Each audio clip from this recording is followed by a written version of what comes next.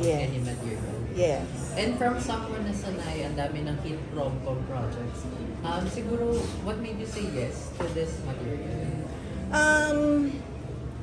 Well, number one is Star Creatives. Number two, my actors. Number three, the challenge. I'm a K-drama fan and parang, okay, so paano ba natin to, paano to magiging katanggap-tanggap? That's one, na katanggap-tanggap, hindi lang katanggap-tanggap, mamahalin. Yun, that's what made me say yes. Kasi parang all those combined.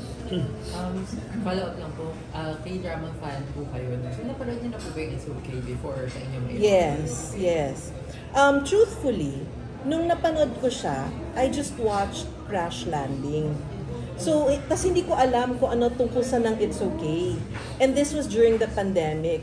So, nung pinanood ko siya, sabi ko, ay, ano pala to? Tungkol sa mental health. Hindi ako prepared. Nag-expect ako na parang Chloe, nagugulong-gulong ako na parang nabudburan ng asin, na parang kilig na gano'n. Hindi siya gano'n. It's different. So, it was the pandemic. Siyempre, iba yung mindset mo. You want to escape. You want something else. So parang hindi ko siya tinuloy sa totoo. So when this was offered to me, okay, I will watch it. I will watch it again. Tapos nung pinanood ko siya ngayon, na wala nang yung parang that of, the pandemic, na-appreciate ko siya. Sobra ko siyang nagustuhan. So sabi ko, okay, now I understand why. It was just my mindset that time. And of course, parang, syempre it's about mental health. But hindi siya yung tipong, ang bigat, mental health, ganun, na parang, we're discussing something so serious. Hindi siya, ang beauty kasi nito is that, nandun pa rin yung your family drama. Nandun pa rin yung romance mo. Tapos, syempre, di ba, localized siya. The Pinoy humor nung inano namin. Pero nung napan ko siya, parang it was all there. So, parang hindi siya yung heavy handling of a very serious topic. Pinapanood mo, hindi mo namamalayan, may natututunan ka, hindi mo namamalayan, naiintindihan mo na pala yung sitwasyon or yung emosyon ng mga pinagdadaanan ng mga characters. Parang it's the way yung sa storytelling niya, yun yung beauty nun, yun yung na-appreciate ko. Thank you, Baudrey. Thank you. For Joshua naman, of course, King So yung star rito. May hesitation ba sa'yo noon na parang malaki yung pressure dito sa material, dito sa role? May ganun ba? May hesitation sa'yo before mo tanggapin ito? Siguro, kinakabahan. Kinakabahan ako na gawin. Pero, parang parang natanggal na rin lahat ng mga kaba, ng hesitation pagdating ng shoot kasi para kapag inisip mo pa yan, parang hindi mo na magagawa na maayos yung trabaho mo. So, I think kailangan mo tanggalin yung mga ganang nararamdaman. Of course, very complex yung character dito ni Pat. I think yun yung name in tapos, bukod kasi dun sa original, bukod sa yung bigat niya, may certain charm din itong character. Pero for you, sa tingin mo, mas saan ka nahirapan dun sa mga pakinig na eksena, sa for charming o yung mabibigat talaga na scenes ng character? Mahirap lang. Actually, kasi ang daming It's a layer. type. Ang daming layer ng emotion ng character ko na nahirapan nga din ako na ilabas. Pero natulungan ako na direct ilabas lahat yun. Mahirap lahat. Mahirap umiyak, mahirap magpatawa, mahirap magpakilig. Diba? Kasi may timing lahat ng yan. Diba? So, challenge talaga siya sa akin. Of course, yung dynamics yun dito ni Sir Carlo din, very important. Paano mo siguro, paano yung naging rapport ninyo? Kasi isa sa, bukod sa love story na angle, of course yung band itong magkapatid talaga. So yung band siguro yung naging rapport ninyo, yung tulungan ninyo behind the scene para mag-work yung band ng brother. Yung band namin. Actually, bago kami mag-start mag-shoot ng It's Okay, nagkaroon kami ng mga one-on-one.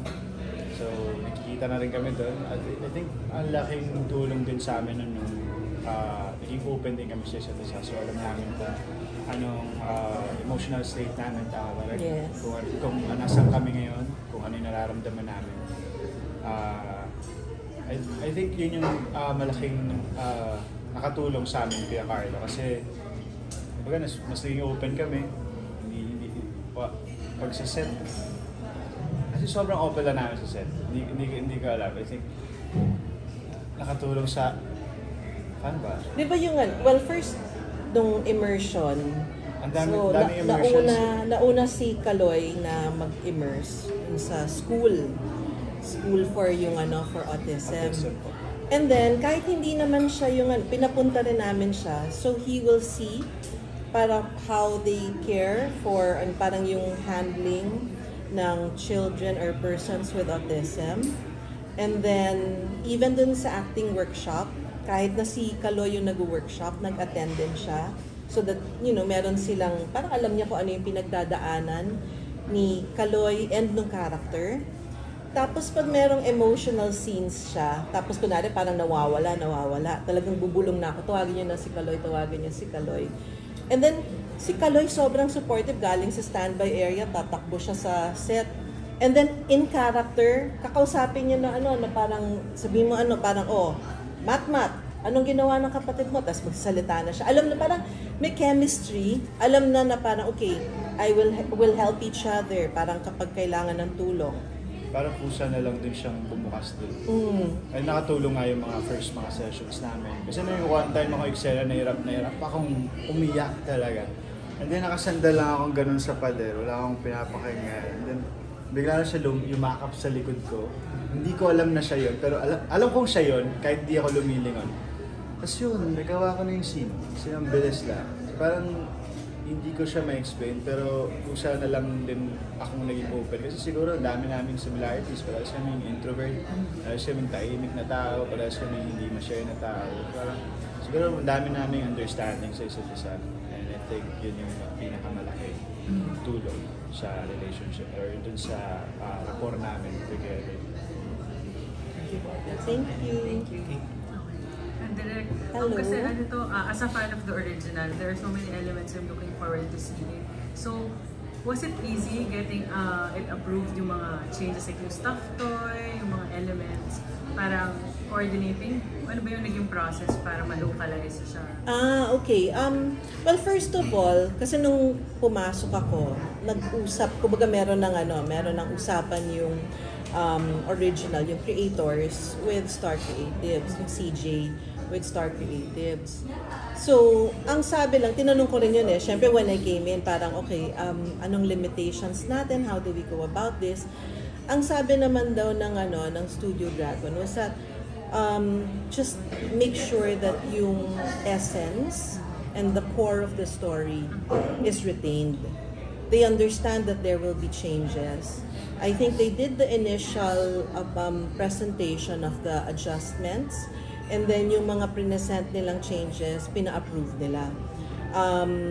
I think that was the process. So, yung mga, I think the names, the other elements, na-present na nila yon.